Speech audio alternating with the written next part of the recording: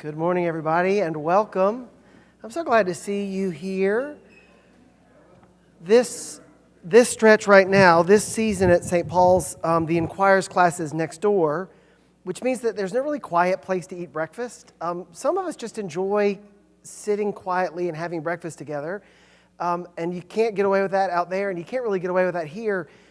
You're welcome to sit here. We will not call upon you or bother you. You're welcome to be at home here, whether you want to take part in the class or not. But I'm glad that you are here. We're looking at the theology of place. Last week we looked at holy ground and talked about the sacredness of particular places on earth. And today we're going to look at what I'm calling the Lord's house, by which I mean temple and church. But let's start with a prayer. At the top of your handout and at the top of the screen is a collect that we would normally say if we were celebrating the anniversary of the dedication of our church, but I think it still expresses a good sense of what we hope a church, our church, will be, and what we ask God to do when we come together in this place. So let's start our day today with that prayer out loud together. Almighty God, to whose glory we celebrate the dedication of this house of prayer, we give you thanks for the fellowship of those who have worshiped in this place, and we pray that all who seek you here may find you and be filled with your joy and peace. Through Jesus Christ our Lord, who lives and reigns with you in the unity of the Holy Spirit, one God, now and forever. Amen. As we settle in, I'll remind you that while I was on sabbatical this summer, one of my principal goals was to get a deeper sense of place in Arkansas. I discovered, to my surprise, how quickly I was able to name Arkansas as home, even before I had not seen much of Arkansas. So I spent a lot of this summer traveling around, learning, seeing, sleeping in different parts of the state. And I think that's helped me understand a little more fully our shared roots in this larger community. But that got me thinking about the significance of place. What does it mean to call a place home? What does it mean to feel at home? What does it mean to feel away from home? This morning at the 8:45 service, someone introduced himself to me. He's in town for a big class reunion. Some of y'all might also be a part of a big class reunion this week. And I asked him how often he gets back. And he said, well, my parents moved to be closer to me, so I have no family roots here. So there's very little that brings me back here. And yet, I still sense that there's an understanding of place here. And so I'm interested in what makes a place special, what makes a place holy, and how are we called to celebrate the significance of a place, whether it's a sacred place or a secular place. Today we're looking at the Lord's house. Next week we'll look at homecoming. Then we'll take a 1-week break, though I suspect that our class will, the lecture that we will hear will relate to our discussion of place, because Principal Chief Jeffrey Standing Bear of the Osage Nation will be with us, and some of the things that he wants to talk about are have to do with place and earth, and location and nation. So I bet there will be some good overlaps. Also, if you've been to church already this morning, you'll know that Lowell's sermon this morning also ties into our sense of place. And then we'll finish on the 22nd with the understanding of some new place, and what does that mean? And I think our theology of place, a better, fuller theology of place, changes the way we think about heaven, changes the way we think about what awaits us on the other side of this life. So we'll come to that in a little bit. Would somebody be willing to run the microphone around the room for us so that, thank you, Bill, I appreciate that. I haven't turned it on yet. There you go. So let's start with some just introductory questions. I'd love to hear from you. And if you're new to this class, we're glad that you're here. But remember, there are people online who are watching, and they can't hear you with that microphone. So it's helpful if you'll wait for that microphone. I'm curious, think about all the places you've been in your life, whether you've been overseas or across this state, or maybe you've never even left this neighborhood. But of all the places that you've been, what's the most beautiful church? And I'll let you define that however you'd like. What's the most beautiful church you have ever seen? Who wants to tell us about a church, a beautiful church? Yeah.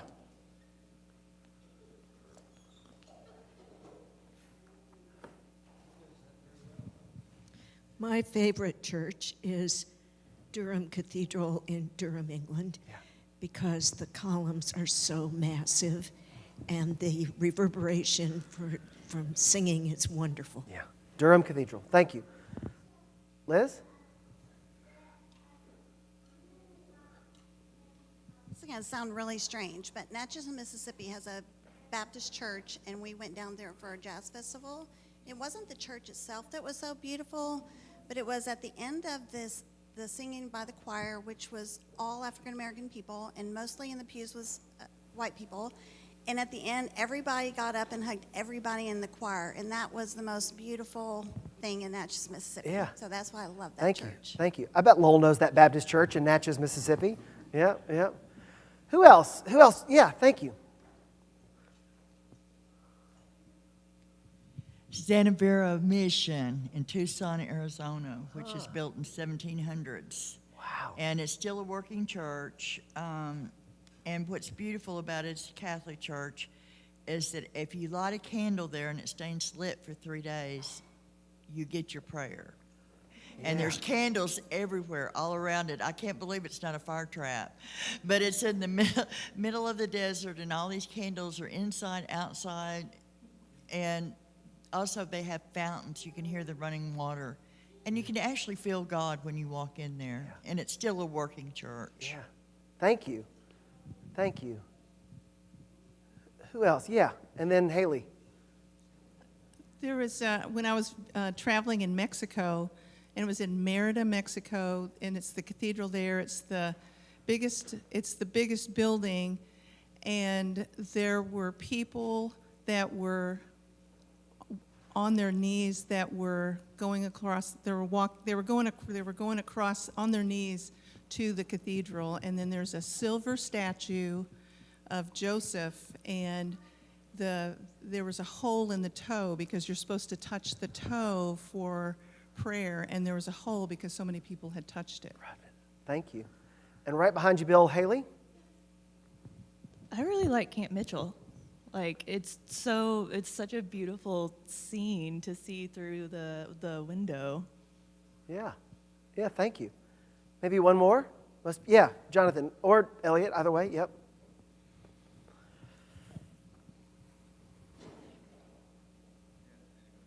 I had to ask if this was a church that could be anywhere. My best fondest memory was at Saint Sulpice in Paris. I walked in on a Sunday morning after getting off an airplane a couple hours earlier to visit my sister and her family there, and I had time to see Saint Sulpice. Beautiful interior, beautiful exterior, not so much on the interior, but the organ was playing when I walked in there. And I had to remind myself, this is where Charles-Marie Widor was the organist at that time, and Duraflay and many others were there. And then that was the practice organ, and then a few minutes later they had the big organ play. What an experience it was. Yeah. I never will forget it. Thank you. All right, what about your favorite, think about St. Paul's, think about our church. What's your favorite part of our physical church? And I mean, it doesn't have to be the nave, the building where we worship, but I don't mean the people or what we represent to the community. That's for another class. What's your favorite thing about our physical plant, about our structure? What's your favorite thing about our church? Yeah.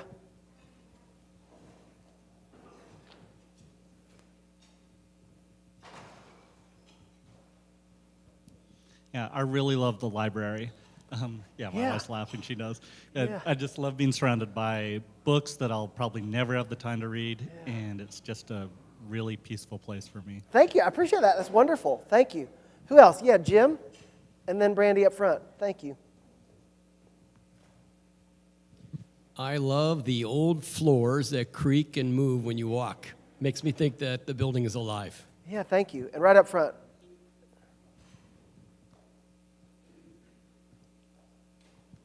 I love the stained glass windows and the arch of the ceiling.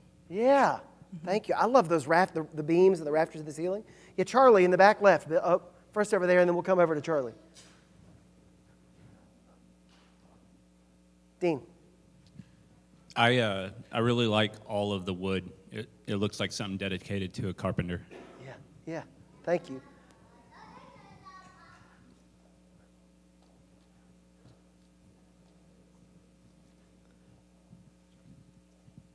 I like the playground because you get to play on it. I don't disagree. I think some of our outdoor spaces are my favorite spaces as well. I particularly like the Garth area where the fish pond is. I mean, I like that sort of when nobody else is around. It's a quiet space, but you can still hear the city. I like being outside as well. Yeah, and I play on the playground when nobody's looking. Who's next? Elliot, or who's next? Second. Yep. All right. Well, just think about. Oh yeah, Gabi, do you have an answer? Yeah. I like the aisle. The aisle. I remember my children walking down that aisle, and I remember one time Natalie was Mother Mary. In the pageant. Yeah.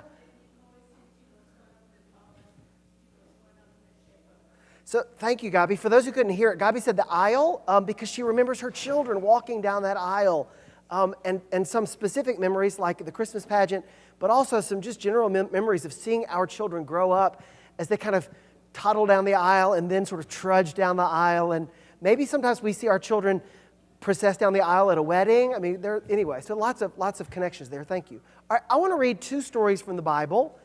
And the first one, I'll acknowledge to you, the first one is a story I don't think I've ever heard in church or studied in church, though it's familiar enough to me. But I want to read the story about sort of the consecration of Solomon's temple. And it's worth reading the whole of the chapter because Solomon offers a really long prayer in which he names the hopes of the nation in this moment that are reflected in this moment. We don't have time to read all of it, so we're just going to get a taste of it. Who would read for us, please, from your handout or from the screen? Adam Alexander is going to read it in the back.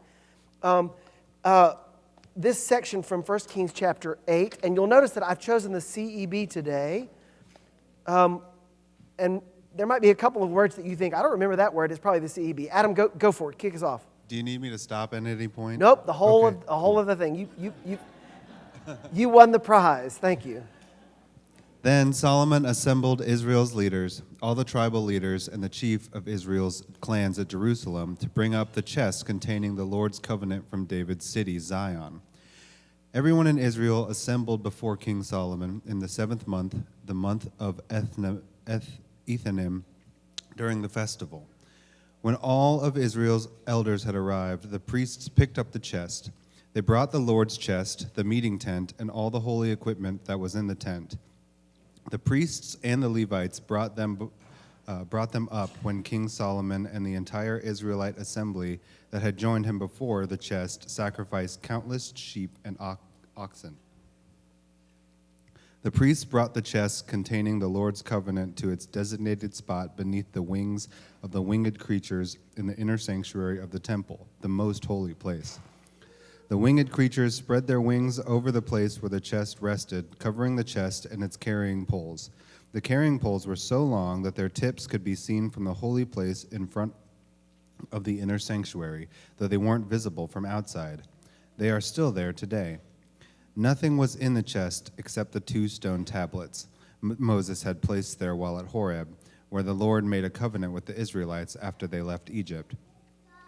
When the priests left the holy place, the cloud filled the Lord's temple, and the priests were unable to carry out their duties due to the cloud because the Lord's glory filled the Lord's temple.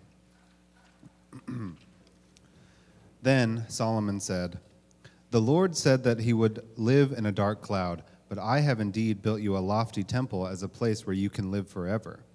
The king turned around, and while the entire assembly of Israel was standing there, he blessed them, saying, "Bless Israel's God, the Lord, who spoke directly to my father David and now has kept his promise.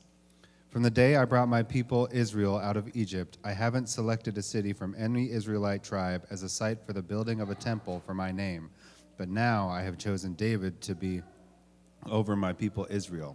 My father David wanted to build a temple for the name of the Lord, Israel's God. But the Lord said to my father David, 'It is very good that you thought to build a temple for my name. Nevertheless, you yourself won't build that temple. Instead, your very own son will build the temple for my name. The Lord has kept his promise. I have succeeded my father David on Israel's throne, just as the Lord said, and I have built the temple for the name of the Lord, Israel's God. There I've placed the chest that contains the covenant that the Lord made with our ancestors when he brought them out of Egypt.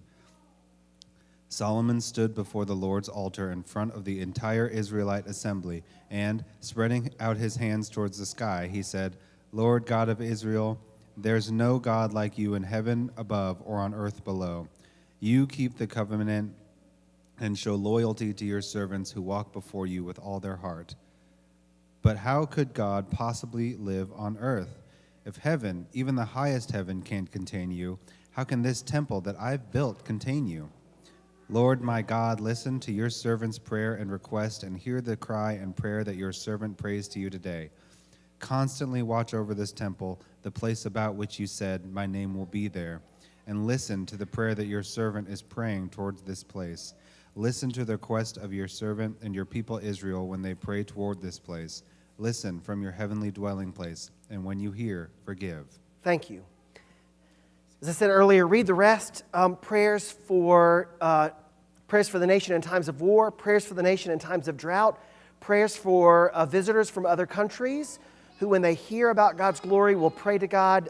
Solomon wants this event to be an opportunity for God's people to meet with God.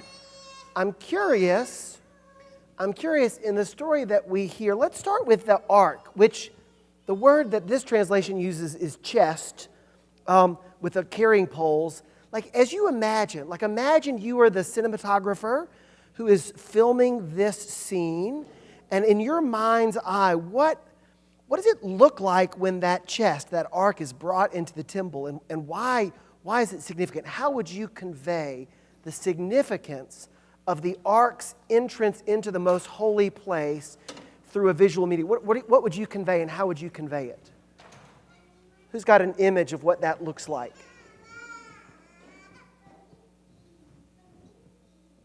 What do you think? Yeah, Ray? Yep, here comes that mic. Thank you.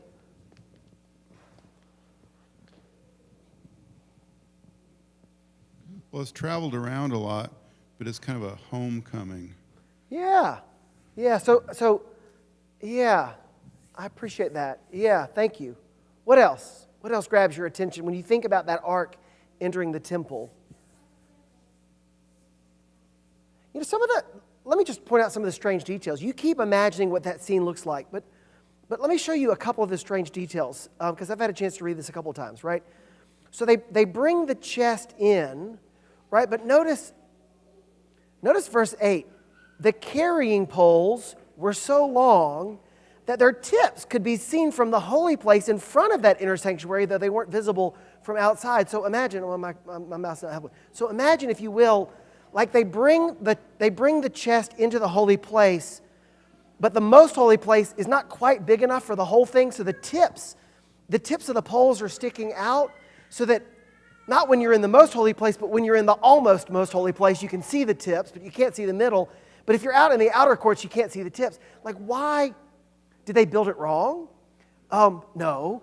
So what, just think about that. Also notice that in verse 9, nothing was in the chest except the 2 stone tablets Moses had placed.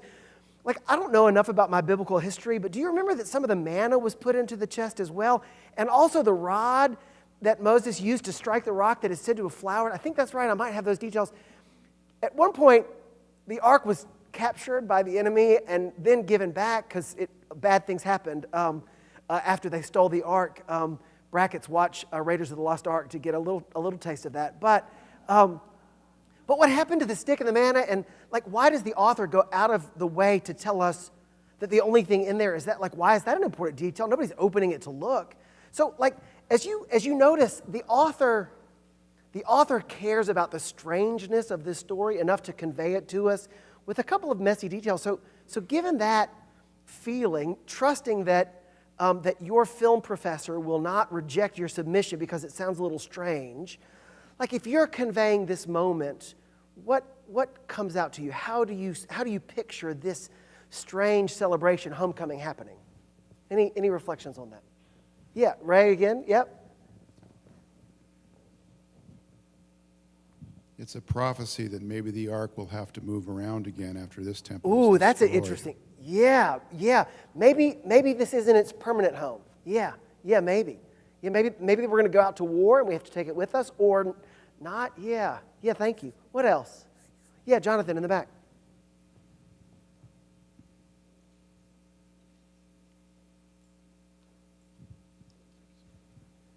To borrow from the filmographer Peter Jackson, I think about that scene in the Lord of the Rings Two Towers when the elves are marching up to Helm's Deep and they're like blowing these horns, and everyone in the castle's like, what's going on? Like, what are these horns for? And then they open the gates like, oh, you're here. This is weird. And it's like this weird, strange mix of people together, but it doesn't make sense, but it does make sense, but it doesn't make sense, and the music is really off-putting. Yeah, thanks. Thank you for that. Anybody else want to venture an insight? I love it. What we know, what we don't know, like we're almost like we're encountering something that is what we've expected in some ways, but also what we could never have expected. I mean, I love that tension. Yeah, what else? Any other vision that you've got for this moment? What about that cloud? Like, this reminds me of Camp Mitchell, right? If you ever worshipped at Camp Mitchell in the temple, in the church, the chapel, when fog is set in and you can't see the valley, like this image of the cloud of God's glory fills the temple so much so that the people whose job it is to pray and worship and sacrifice in the temple can't do their job because God's in the way. Like, just think about that. Like we can't worship because God's in the way. Like, that's a silly thing to say. And yet, there's something about the fullness or the magnificence or the imminence of God's presence in the temple that has totally derailed what we would normally do. I just think it's beautiful images. All right, so look at this. I'm gonna highlight this last bit, right? So, I'm curious how you understand verse 27. So God's presence has come into the temple. They've been waiting for this moment. The ark is there, the tent is there, the equipment is there, the cloud is there. And in the middle of this consecratory prayer, Solomon says something that almost threatens to undo it all. And I'm curious how you make sense of that. Solomon says, but how could God possibly live on earth? If heaven, even the highest heaven, can't contain you, how can this temple I've built contain you? If your 8-year-old child, grandchild, or neighbor came up to you and said, what does that mean? How do you, like in childlike language, how do you make sense of, we've built this temple where God will dwell, and yet we're also saying God couldn't possibly be contained here? How would you convey to your neighbor child the contradiction that Solomon invokes in this moment? Yeah, Haley? I would say we worship God here and we feel God's presence here, but God isn't just here. Yeah. God is bigger than just here. Yeah. So when Mama told me that I'm not allowed to run in church, and I said, why? She's because this is God's house, because God is here. I said, well, does that mean God's not on the playground where I am allowed to run? And then she's like, well, wait a minute, hold on a second, right? But you're getting into that kind of, that tension between what does it mean to kind of celebrate the particular presence of God and yet not to think that this is the only place God is? Yeah, thank you. What else? Ray, or Mike? Mike first and then Ray? Yep. I'd put it, if I'm talking to a child, I'd probably be talking to myself as well, but I would be putting it in the context that we have our faith and we have our religion. And our religion is where we go and we practice how we practice our faith. But our faith is much, much bigger than the church. And it transcends everything. I mean, speaking for myself, my faith is much bigger than my religion. And no religion ever comfortably can house my faith, okay? But that's how I'd go about explaining it even to my grandson, okay? That our faith is very big, but our religion is where we go, okay? There's a place to be. Yeah, thank you, Mike. Religion and faith, related, not the same thing. And if you read the rest of the chapter, I think what you'll discover is the prayer that Solomon offers. You know, when your people are going into war, when it's not raining, when we pray for forgiveness, I think that prayer envisions all of the ways in which the people will pray not in the temple.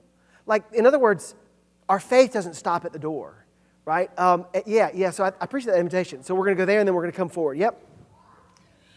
I would just tell them that I'm not intelligent enough to understand God. Yeah. That, He has all the heavens and the universe and everything else, but God can be in heaven and with us too at all times. Yeah, thank you. And we just have to have faith. And to invite us, the child, into an intelligence that transcends a simple answer. Yeah, Ray up front. Ray, yep.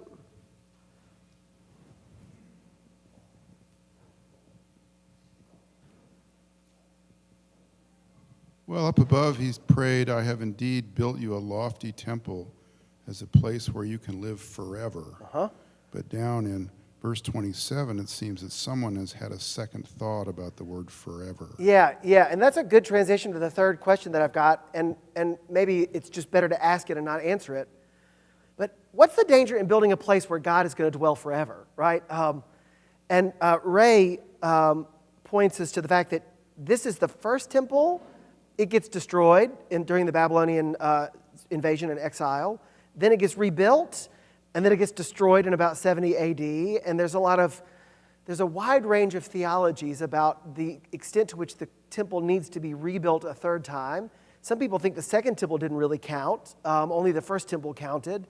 We're going to see in a minute, Jesus has some other things to say about temple. But yeah, sometimes when we tell the family story, and there's a lot in this chapter about David, and I skipped the verses where, in addition to that thing that you noticed, Ray, also Solomon says something about how we know that God will now provide a king who will stay on Israel's throne forever.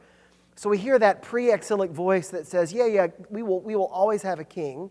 Then the exile comes and the temple's destroyed, and we think, well, maybe we didn't mean it quite like that. Maybe we meant it this way, because we're still trying to figure out what are God's promises, right? The world was created in 7 days. Well, not 7 literal days, but something about 7 days. So our ability to do that, and sometimes we revise the text or add little lines like this one that remind us that maybe forever means something different. But as we think not only about this temple, but even about our temples, our experience of temple, think about the ways in which we tread on thin ice when we begin to say, oh no, this is it, this is the end. Let me build 3 booths here, one for you and one for Moses and Elijah, right? Not knowing what he said, right? So when we start to think we've reached the end, it will never change, we're setting ourselves up for trouble. Let's read the next text so that we can reflect on how they relate to each other.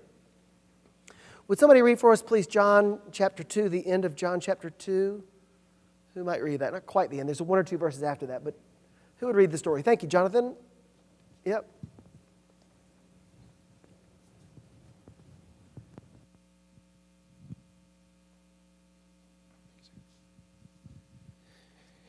It was nearly time for the Jewish Passover, and Jesus went up to Jerusalem. He found in the temple those who were selling cattle, sheep, and doves, as well as those involved in the exchanging currencies sitting there. He made a whip from ropes and chased them all out of the temple, including the cattle and the sheep. He scattered those coins and overturned the tables of those who exchanged currency. He said to the dove sellers, "Get these things out of here. Don't make my Father's house a place of business." His disciples remembered that it is written, "Passion for your house consumes me." Then the Jewish leaders asked him, "By what authority are you doing these things? What miraculous sign will you show us?" Jesus answered, "Destroy this temple, and in 3 days I'll raise it up." The Jewish leaders replied, "It took 46 years to build this temple, and you will raise it up in 3 days?" But the temple Jesus was talking about was his body. After he was raised from the dead, his disciples remembered what he had said, and they believed the scriptures and the word that Jesus had spoken. Thank you. Before we dig into the text and look at the questions, I want to name that this is one of those stories that my whole life I have received lots of different understandings of what it's supposed to mean. And I can't remember exactly where I was when I heard each, but it feels like when I was this tall in Sunday school, I had teachers that gave me one way of hearing this.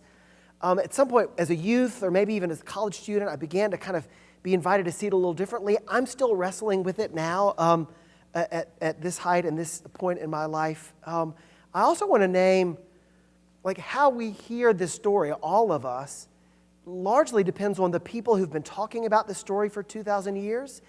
And sometimes the people who've been talking about the story for 2,000 years talk about it in a way that I think Jesus would say, that's not what this was about. But okay, I see what you're doing there. So given the diversity of this, I'm curious about your own experience of this story. And I'm curious, as you understand it, what do you think made Jesus so angry that day, upset that day, frustrated that day? If you would interpret his actions to be actions built out of indignation, what do you think, what was getting under Jesus' skin that day? Yeah.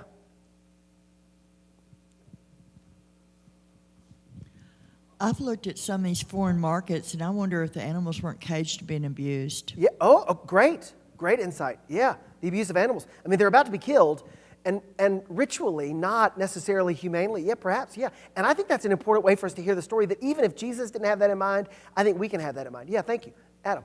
Also, to add to that, I think these animals were probably going to the bathroom everywhere, and it was probably like, this is like the temple that, Jesus, he knows all the texts, he's the Son of God. Yeah. But, he's like, geez, like the temple is full of, doo-doo. Yes, messy animals, stinky animals. Yeah, I was somewhere the other day, and I can't remember where, but I got a smell of like a barn, and it turned out like a pair of shoes that I hadn't worn in a while. The last time I wore them was in a meadow, and it's just like, it'll follow you. Yeah, Ray. They've attempted to evade the usury laws by making money on the exchange rate margin among the different currencies. Yeah, thank you. And so the sale of the animals was just a part of the temple apparatus, and yet in the temple they couldn't take unholy coinage like Roman coins with the graven image of an emperor and other blasphemous language on it, so you have to change it out. And so the money changers doing this service might charge a whole lot of money and take advantage of the poor that are required to do this. Yeah, the mention of doves. Doves are the sacrifice of the poor, those who couldn't afford something else. And so the fact that they are mentioned a couple of times lets us know that John has in mind the poor and the practice of the poor. Yeah, what else? What else do you think made Jesus upset? Yeah, David.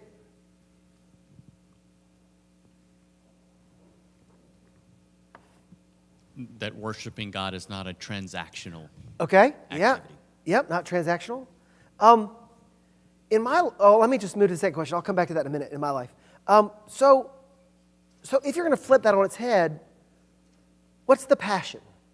Zeal for your house consumes me, as some translations say. Passion for your house consumes me. The disciples see Jesus' actions, and John tells us the disciples interpret Jesus' actions through this scriptural quotation, passion for your house consumes me. What's the passion? How is Jesus passionate for God's house? Turning everything that's wrong on its head, what would you say? What would you say Jesus would say, oh, this is what the temple's supposed to be about. This is why I'm doing that. How would you encapsulate the fervor that Jesus has? Not the anger, but the enthusiasm. Yep, Ray?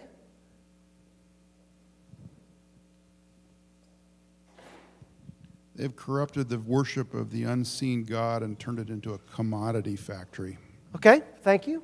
So his passion might be for true worship of the transcendent God, yeah? And not to commodify worship, yeah? What else? I tell you what, when I lived in England, established church, the church sets a pay scale, a fee scale for all the sacramental offerings. If you live in the boundary of the parish, you are entitled to be married in the parish. You are entitled to be baptized or have your child baptized in the parish. But there's a fee for that. And it's set. Like, the preacher doesn't make it up. Like, it doesn't matter who you are. If you get married in the church, it's X pounds. If you have a child baptized in your church, it's X pounds. Like, having the benefit of being a part of a not established church, that always just feels so strange to me. But the commodification of worship still happens. Yeah. What else? Yeah, Brandy up front.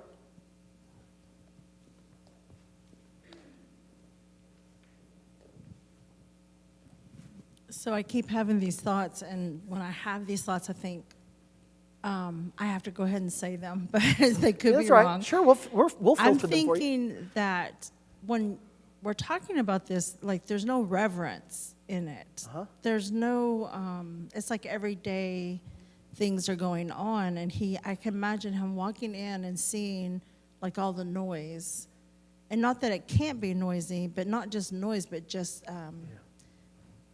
when I think of noise, I think of also movement and how people are reacting to each other. I mean, it's like going into an everyday common, grocery store that's just busy. Yeah. And you walk in and it's like no one's paying attention to what is the most important thing. Yeah. Yeah, thank you.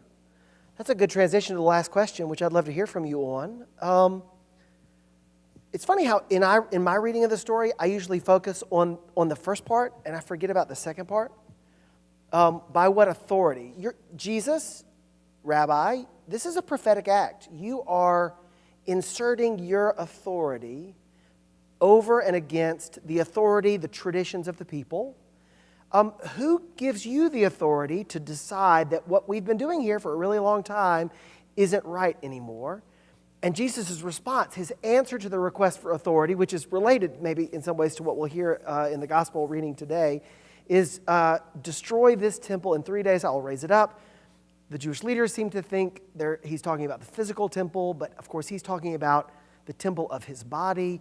How do you make sense of that? And the question that I've asked, maybe an easier way to make sense of the question is, so what do you think Jesus' statement about destroying the temple and it being razed, what does that teach us, not necessarily about his prophetic acts, but what invitation does that give us as we enter our own place of worship today?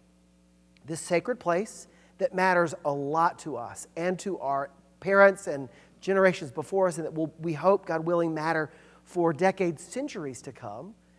And yet Jesus seems to, his response to the threat of undoing the practice in this place, or maybe the clarification of the practice in this place, is to shift the conversation away from physical place into his body. So how do you make sense of that? Ray up here, yep.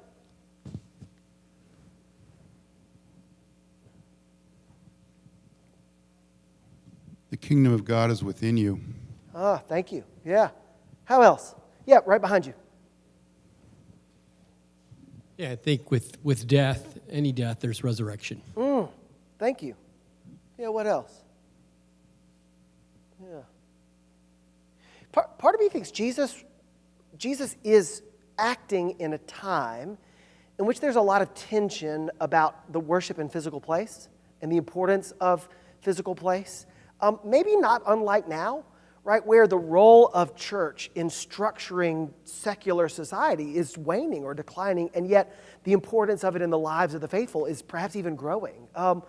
What does it mean to navigate that world in which we have always encountered God in a physical, structured place, and yet the invitation is to see beyond that without perhaps discarding it completely? Also, by the time these stories are written, the temple that Jesus would have stood in is no more. The second temple has been destroyed, right? Almost all the walls are torn down in response to a Jewish rebellion in about 70 AD. So maybe by the time this is written, maybe we remember certain things about temple a little more clearly now that the temple itself has been destroyed. But I'm fascinated with my desire to hold on to God in a particular place. And Jesus' pretty persistent and consistent rejection of my instinct, right? As a preacher man who works at a church every day of the week, right? It's hard for me to hear Jesus saying, stop worrying about the temple, the structure, start worrying about me. And that's a tension that even 2,000 years later, I still struggle to reconcile. Yeah. Two thoughts, and then I want to hear some closing questions. Yep.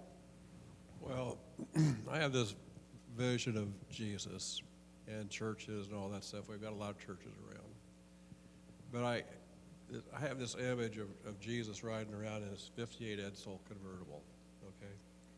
Rag top, steering wheel's kind of gnarly looking, and he's riding around with probably the priest of Fayetteville, okay, whoever that is. And they're driving around, they're kind of seeing all these churches around, and Jesus kind of behind the wheel, and he's kind of looking up over his shoulder and says, now, remind me, you're doing this in whose name now? Yeah, the tension of that. Yeah, thank you. And one more reflection. Yeah. It reminds me of the African American tradition that church is a verb. So church is the layering of all the relationships, the experiences, the history, and the people. Yeah. And not just the people there, but the people before, for generations. Yeah. Has anybody in the room ever been a part of a church plant that met in a school cafeteria, gymnasium, or a storefront? Anybody ever been a part of a church like that? Yeah. Those are hard. Setting up folding chairs every week is hard work. But the people who are drawn to it love it, and it's meaningful. And in some ways, when you finally get a permanent home, it can really take the fire and energy out of a congregation, because all these things we had to work so hard every week just to make them happen. Like, we walk into the space and the chairs are already set. I don't have a job anymore. I can't contribute. It is very easy for us to forget that church is a verb, to borrow from that image, when we become so accustomed to both the benefits and also the limitations of physical place. Yeah, absolutely. Yeah, Dean. Oh, in the back, I think. Yep, Dean. And before we hear from Dean, we're going to close. I'm going to close with a couple comments. We're not going to get a chance to answer these questions, but I want you to think about them. Yes, sir. I just think that would be so important in a time of persecution. Yeah. Not feeling that the physical place is vital to the worship. Yeah, great insight. Thank you, absolutely. Yeah, you helped me remember that when this story is told, it's a time when not only the temple has been destroyed, but also the threat of physical violence against worshipers is real. Yeah, thank you. So I want you to think about the ways in which a holy space, a worship space, is designed to convey to us both the immanence and the transcendence of God. We need to come into a space where God feels near to us and yet also universal. And each of us encounters a different balance of that, a different sort of, the scales tip in a different direction depending on what our needs are, maybe what our needs are that day. But think about our physical space and think about the ways our tradition, our practice, the ways in which we convey without a word that God is wholly other, perfect, immutable, immortal, invisible, God only wise, whatever language that we use, and yet at the same time, God is with us, next to us, beside us, among us. And I think architecture and space help us with that. And the other thing I want to invite you to do, and maybe if you will, in the week ahead or maybe the next few weeks, I'd love to hear from you. If you were to create your own worship space for a community, not just a shrine for you and your family, but if you were an architect designing a space for worship, what are some of the elements that you would incorporate? What helps you convey the holiness of God, the importance of community, the transaction without being transactional? I'm just curious. Let your mind think. This week, think about that. If you were designing a place of worship, what would that mean to you? Next week, we'll come back and we'll talk about homecomings, and then we've got a Tippy lecture. But I appreciate y'all being here, and I hope to see you next week. Thanks.